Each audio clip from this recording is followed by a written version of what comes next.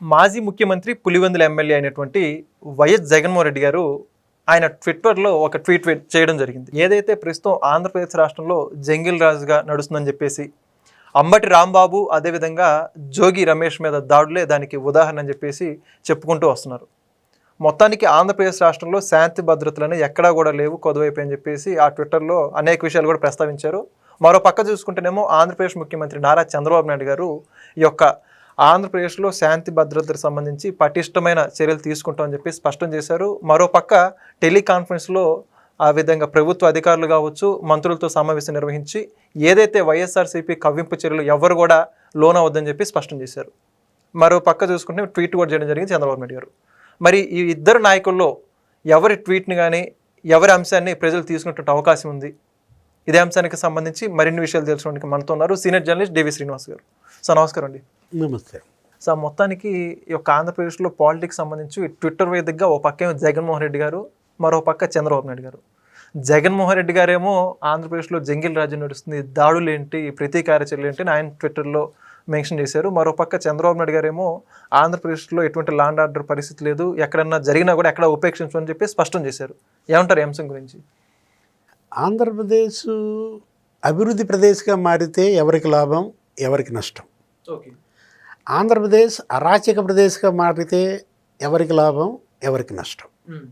అంటే ఇప్పుడు జగన్మోహన్ రెడ్డి లేకపోతే వైఎస్ఆర్ కాంగ్రెస్, చంద్రబాబు తెలుగుదేశం పార్టీ, జనసేన, పవన్ కళ్యాణ్, ఇప్పుడు వాళ్ళు అధికారంలో ఉన్నారు, వీరు ప్రతిపక్షంలో ఉన్నారు. శాంతి భద్రతల సమస్య సృష్టిస్తే ఎవరికి నష్టం, ఎవరికి లాభం? అధికార పార్టీకి నష్టం, ప్రతిపక్షానికి లాభం. అంటే ఇప్పుడు ఈ శాంతి భద్రతలు, ఈ ఘర్షణలు, ఉద్రిక్తతలు, ఈ కాలబెట్టడం, ధ్వంసం చేయటం, ఈ రెచ్చగొట్టే వ్యాఖ్యలు, ఈ కవ్వింపు చర్యలు, వీటి ద్వారా ప్రతిపక్షం లాభం పొందాలని చూస్తారు. మరి అధికార పార్టీకి దానివల్ల నష్టం కదా. మరి తెలుగుదేశం ఎందుకు చేస్తుంది ఈ పనులు? వాళ్ళేంటి, పెట్టుబడులు తీసుకురావటం, పరిశ్రమలు నెలకొల్పడం, కేంద్రం నుంచి నిధులు రాబట్టడం, రోడ్లు లేకపోతే భవనాలు, క్యారిడార్లు, వంతెనల నిర్మాణం, ఆ పనులు, సంక్షేమం, వాళ్ళు ఇచ్చిన హామీలు నెరవేర్చటం. ఇది జరగకూడదు, దీన్ని అడ్డుకోవాలి, లేని లా అండ్ ఆర్డర్ సమస్య సృష్టించాలి, కుట్ర.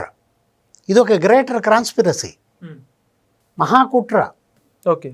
ఏది ఇప్పుడు వారం రోజులు నువ్వు తీసుకో పరిణామాలు, ఏం జరిగింది? ఆ తిరుమల తిరుపతి లడ్డూ ప్రసాదం, ఆ నెయ్యి కాదు అది, అదేంటది, కెమికల్ కాక్టైల్, దాన్ని నెయ్యి అనే ముసుగేశారు, ప్రసాదం చేశారు, అది లడ్డూలో కలిపి పైనుంచి తినిపించారు. దానిపైన సిట్, సిబిఐ, సుప్రీంకోర్టు వేసిన సిట్ మరి అనుబంధ పత్రం ఇచ్చింది, ఛార్జ్షీట్, అడిషనల్ ఛార్జ్షీట్లో కల్తీ వాస్తవం, 250 కోట్లు స్కామ్, 60 లక్షల కిలోలు వీళ్ళు ఆ కెమికల్స్ వాడారు అని ఎవరు చెప్పారు? సిట్ తెలిసి చెప్పింది. కొంతమందిని అరెస్ట్ చేసింది. అసలు వీళ్ళని తీసేయమని. ఇప్పుడు సింగాల్ వాళ్ళు వేటు పడింది. అవును, ఈవో సింగాల్ ఇంకా ధర్మారెడ్డి మీద పడాలి, ఇంకా మరి ఇంకోళ్ళ మీద పడాలి. 3 అధికారులను బ్లేమ్ చేసింది. అధికారులు బలిపశువులు కాదు. ఇప్పుడు యాక్చువల్గా జగన్మోహన్ రెడ్డి ఏమైనా ఎత్తుకున్నాడు, జంతు కొవ్వు. ఆ రోజు చంద్రబాబు అన్నాడు, ఇప్పుడు జంతు కొవ్వు అనే పదం రాలేదు కదా ఈ 300 పేజీల్లో అని బుట్టించాడు. అతనితో యాగం అన్నాడు. భూమన కరుణాకర్ రెడ్డి ఫ్లెక్సీ పెట్టాడు. చంద్రబాబుని, పవన్ కళ్యాణ్ని రాక్షసులుగా, అతను ఏదో హోమం చేస్తున్నట్టు, రక్తం పోస్తున్నట్టు, నిందా పరిహార హోమం, కరుణాకర్ స్వామీజీయా. ఆ ఫ్లెక్సీ పెట్టిస్తే ఉద్రిక్తత. వీళ్ళు ఫ్లెక్సీలు పెట్టారు. ఏది అసలు వాస్తవం ఏంటి, కల్తీ నెయ్యి వాస్తవాలంటూ వీళ్ళు రాష్ట్ర వ్యాప్తంగా ఫ్లెక్సీలు, ఈ సిట్ ఛార్జ్షీట్ ఏం చెప్పింది అనేది వాళ్ళు కొంతమంది హిందువులు కూడా పెడితే అంబటి రాంబాబు సినిమా. అంటే ఆ జంతు కొవ్వు అనేది ప్రజల్లోకి వెళ్ళటం లేదు, నెయ్యి కల్తీ అనేది స్పష్టంగా బయటపడింది, సుబ్బారెడ్డిని అరెస్ట్ చేస్తారు ఇవాళ కాకపోతే రేపైనా అనే ఒక భయం వచ్చి సెకండ్ ఎపిసోడ్కి తెరదీశాడు. ఫస్ట్ ఎపిసోడ్ ఫెయిల్ అయింది, తిరుపతిలో భూమన. సెకండ్ ఎపిసోడ్ ఎక్కడ? Guntur. Short ready, clap, action Ambati, direction Jaganmohan Reddy, మరి ఫోటోగ్రఫీ ఎవరు కెమెరామ్యాన్ సజ్జల. అంటే ఏం జరిగింది, ఇక డ్రామా. అతను ఇక మామూలు నటుడు కాదు, ఎవరు అంబటి రాంబాబు. రెచ్చిపోయాడు. నువ్వు గుళ్ళో పూజలకు వచ్చినాడు బూతులు మాట్లాడతారా అదే కదా చెప్పు అసలు. కానీ బూతులు మాట్లాడేవాడు కొడాలి నాని. అదేగా అతని పేరు, ఏదో బూతులు కొడాలి నాని కదా. బూతులు నాని అంటున్నా. ఎక్కడున్నాడు నాని? 18 నెలలుగా ఒక బూత్ మాట్లాడా? అసలు మాట్లాడాడు. అసలు స్క్రీన్ మీదకి వచ్చాడా? తెలియగలాడు. అంతే అంటారా? వంశీ ఎక్కడున్నాడు? ఇప్పుడు జైలుకి వెళ్ళాడు, 140 రోజులు ఏమో జైల్లో పెట్టారు. బయటకు వచ్చి జోగి రమేష్ లాగా తిట్టొచ్చా? ఎందుకు తిట్టలేదు? ఇప్పుడు రెడ్ ముక్ మడిచి జేబులో పెట్టుకో అనొచ్చు కదా అతను కూడా, లోకేష్ని. ఎందుకు అనలేదు? జోగి రమేష్ ఎందుకన్నాడు? ఇది ఎపిసోడ్ 3.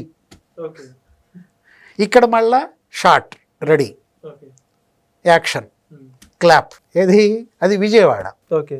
అంటే తిరుపతి, గుంటూరు, విజయవాడ, గుంటూరు డ్రామా మధ్యలో ఆపావు నువ్వు నన్ను.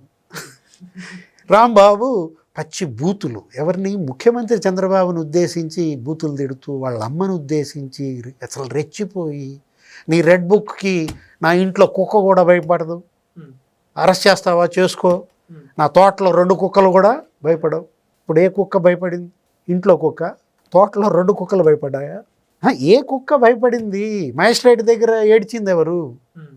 నాకు 70 ఏళ్ళు, నా పంగ పగలు తీశారు, నా కాళ్ళు నిలబడలేకపోతున్నాయి అని కన్నీళ్లు పెట్టుకున్నారు. ఏదో అదో డ్రామా, మామూలు నటన. ఇప్పుడు అసలు మహానటులు. అమ్మాయి ఎవరో మహానటి సినిమా కీర్తి, అసలు చాలదా? వీళ్ళ ముందు చాలదా? మేలు వర్షన్ అంటారు వీళ్ళు. అంటే బోమన, అంబటి. ఎక్కడున్నాడు అంబటి? జైలా? అసలు వచ్చాడా జగన్? ఎందుకని రాలా? అంటే జగన్ హుటాహుటిన యలహంక నుంచి పీక్కు రావాలి కదా మరి. నిజంగా అయితే వెళ్ళాలి కదా. జోగి రమేష్ ఏంటది? అదొక సీరియల్ సీక్వెన్స్ ఈ సినిమా. బాహుబలి 1, బాహుబలి 2, బాహుబలి 3 ఇలాగా. బూతుబలి 1, బూతుబలి 2, బూతుబలి 3. విజయవాడ ఎపిసోడు. ఏమన్నాడు? నీ రెడ్ బుక్ మడిచి జేబులో పెట్టుకో లోకేష్, నీ కొవ్వు తగ్గింది. కానీ ఏదో మాట్లాడాడు కదా, పిచ్చి పిచ్చి ఆశలు వేస్తే పిచ్చి కొట్టుడు కొట్టిస్తా, పిచ్చి కుక్కను కొట్టినట్టు కొట్టిస్తా. ఏం జరిగింది? ఇప్పుడు రెడ్ బుక్ మడిచి ఎవరి జేబులో పెట్టాలి? జోగి రమేష్ జేబులో పెట్టాలా? జగన్ జేబులో పెట్టాలా? లేకపోతే అంబటి జేబులో పెట్టాలా? భూమన జేబులో పెట్టాలా? ఎందుకు ఈ పరిస్థితి? అంటే ఇవాళ అంబటి లేకపోతే జోగి రమేష్ బలయ్యారా జగన్ యొక్క దీనికి? వాళ్ళు తప్పించుకున్నారు. వంశీను నాని తెలియగలట్లు కదా. అంటే ఇప్పుడు ఒకటి, ఎప్పుడూ బూతులు మాట్లాడే నాని ఏమో అబ్బో అసలు మామూలు సర్వసంగ పరిత్యాగం. అప్పుడు మళ్ళీ 6 నెలల తర్వాత కానీ రానన్నాడు, ఇంకో 6 నెలలు రెస్ట్ అన్నాడు. ఈ క్లకి ఏమొచ్చింది వాయువా? ఇవాళ ఈ అశాంతి, ఈ అభద్రత, ఈ ఇళ్ళు కాలబెట్టడం, ఈ ధ్వంసం, దీనివల్ల రాష్ట్రానికి వచ్చే పెట్టుబడులు రాకుండా చేయాలి. గూగుల్ డేటా సెంటర్ అడ్డుకోవాలి, కాగ్నిజెంట్, టీసీఎస్ ఎల్లగొట్టాలి. అంటే వచ్చే పరిశ్రమల్ని అడ్డుకునే కుట్ర, జరిగే సంక్షేమాన్ని అడ్డుకునే కుట్ర, ఇచ్చే కేంద్రం సహకారాన్ని అడ్డుకునే కుట్ర. ఇప్పుడు కేంద్ర ప్రభుత్వం మరి దగ్గర 3,15,000 కోట్లు 3 సార్లు వచ్చాడు ఈ ప్రధాని ఇక్కడికి. విశాఖ, మరి అమరావతి, మరి కర్నూలు 2,00,000 కోట్లు, 1,00,000 కోట్లు, 15,000 కోట్లతో భూమి పూజలు, శంకుస్థాపనలు, ప్రారంభోత్సవాలు, పనులు ముమ్మరంగా సాగుతున్నాయి. అమరావతి, పోలవరం. అబ్బేబే అసలు మండిపోతుందా? ఆ మంటైనా దీని పరిస్థితి. ఇప్పుడు జగన్మోహన్ రెడ్డి ఏంటి, అతను తగలబడుతున్నాడు, తన పార్టీని తగలబెట్టుకుంటున్నాడు, రాష్ట్రాన్ని తగలబెట్టాలని చూస్తున్నాడు. చివరికి మిగిలేది బూడిద, వైసీపీ బూడిద. Thank you sir. Please subscribe to Leo News for more videos.